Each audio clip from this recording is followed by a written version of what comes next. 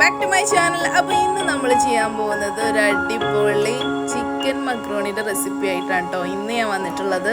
അപ്പോൾ എങ്ങനെയാണ് ഉണ്ടാക്കിയെന്ന് നോക്കിയാലോ. അപ്പോൾ അതിനായിട്ട് ഞാനിവിടെ ഒരു നോൺ സ്റ്റിക്കിൻ്റെ പാൻ എടുത്തിട്ടുണ്ട്. അതിലേക്ക് നമ്മൾ സൺഫ്ലവർ ആണ് കേട്ടോ ഒഴിച്ചു കൊടുത്തിട്ടുള്ളത്. സൺഫ്ലവർ ഓയിൽ ഒഴിച്ചു കൊടുത്തിട്ടുണ്ട്.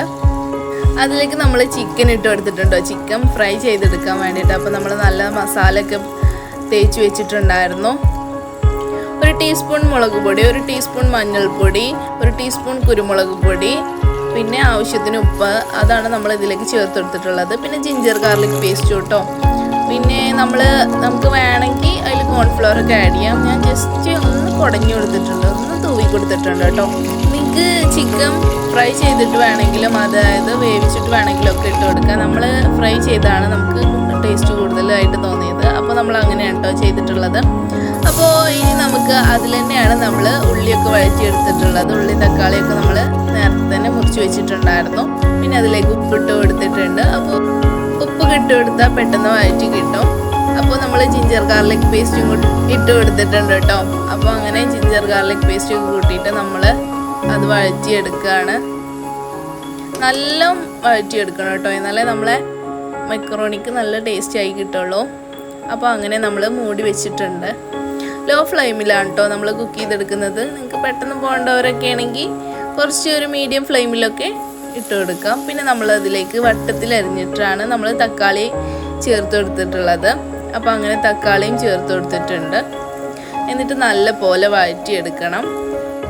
സ്കൂളിൽ വിട്ടു വരുന്ന കുട്ടികൾക്കൊക്കെ കൊടുക്കാൻ പറ്റിയൊരു ഡിഷാണ് കേട്ടോ ഇത്. നല്ല ടേസ്റ്റിയാണ്, അവർക്ക് ഒരുപാട് ഇഷ്ടപ്പെടുകയും ചെയ്യും. അപ്പോൾ എല്ലാവരും ഒന്ന് ട്രൈ ചെയ്ത് നോക്കണം, ഫീഡ്ബാക്ക് അറിയിക്കണം. ഇനി അതിലേക്ക് നമുക്ക് മസാലപ്പൊടികൾ ആഡ് ചെയ്ത് കൊടുക്കാം. അപ്പോൾ നമ്മൾ ഒരു 1/2 ടീസ്പൂണ് നമ്മൾ മഞ്ഞൾപ്പൊടി ആഡ് ചെയ്ത് കൊടുത്തിട്ടുണ്ട് കേട്ടോ.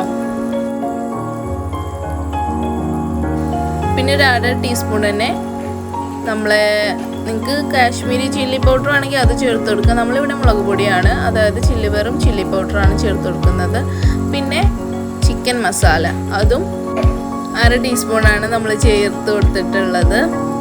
പിന്നെ അതിലേക്ക് നമ്മൾ ചേർത്ത് കൊടുക്കുന്നത് ഗരം മസാല ആണ് കേട്ടോ. നമ്മൾ ഗരം മസാലയാണ് ചേർത്ത് കൊടുക്കുന്നത്.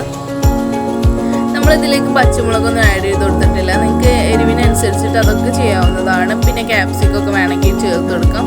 പിന്നെ നമ്മൾ ചേർത്ത് കൊടുത്തിട്ടുള്ളത് കുരുമുളക് പൊടിയാണ് കേട്ടോ, അതായത് പെപ്പർ പൗഡർ. ക്യാപ്സിക്കൊക്കെ ചേർക്കുകയാണെങ്കിൽ ഒരു പ്രത്യേക ടേസ്റ്റ് കിട്ടും കേട്ടോ. അപ്പോൾ എൻ്റെ കയ്യിൽ ഉണ്ടായിരുന്നില്ല, അപ്പോൾ അതുകൊണ്ട് നമ്മൾ ചേർത്ത് കൊടുത്തിട്ടുണ്ടായിരുന്നില്ല. ക്യാപ്സിക്കം, ക്യാരറ്റ്, അതേപോലെ ക്യാബേജ്, അങ്ങനെയുള്ള പച്ചക്കറികളൊക്കെ നിങ്ങൾക്ക് ഇതിൽ ആഡ് ചെയ്യാവുന്നതാണ് ഈ മക്രോണിൻ്റെ കൂടെ. അങ്ങനെ ഇത് നല്ല പോലെ ഞാൻ വഴറ്റിയെടുക്കുകയാണ്.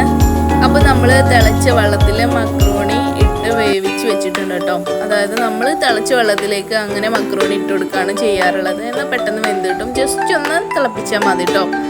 അങ്ങനെ നമ്മൾ മക്രോണി ഇവിടെ വെള്ളമൊക്കെ ഊറ്റിക്കളഞ്ഞ് നല്ല പോലെ വെള്ളമൊക്കെ വറ്റിച്ചെടുത്തിട്ടുണ്ട്. നമ്മളിതിൽ സൺഫ്ലവർ ഓയിൽ ഒഴിച്ചു കൊടുത്തിട്ടാണ് അതിങ്ങനെ ഒട്ടിപ്പിടിക്കാതെ കിട്ടിയത്. പിന്നെ നമ്മൾ ചിക്കൻ ഇവിടെ ചെറുതാക്കി അരിഞ്ഞെടുത്തിട്ടുണ്ട് കേട്ടോ. നിങ്ങൾക്ക് വേണമെങ്കിൽ മിക്സിയിലിട്ടൊന്ന് ക്രഷ് ചെയ്തെടുത്താലും മതി. അപ്പോൾ നമ്മളിവിടെ ചെറുതാക്കി അരിഞ്ഞെടുക്കുകയാണ് ചെയ്തിട്ടുണ്ടായിരുന്നത്. എന്നിട്ട് നമ്മൾ ആ ചിക്കനും ആ മക്രോണിയും ഒക്കെ പാടെ നല്ല പോലെ മിക്സ് ചെയ്യാം കേട്ടോ. അപ്പോൾ ഏകദേശം ഈ ഒരു ഇതിലായി കിട്ടും. നല്ല ടേസ്റ്റിയാണ്, അതേപോലെ നല്ലൊരു ഡിഷാണ് ഇത് കഴിക്കാൻ.